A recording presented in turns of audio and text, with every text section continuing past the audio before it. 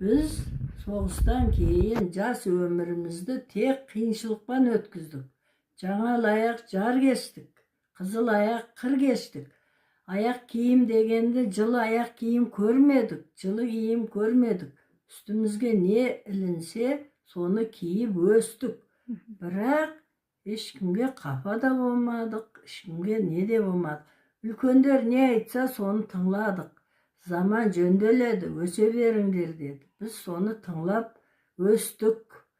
Міне Алланың мұнысына мың да бір шүкір.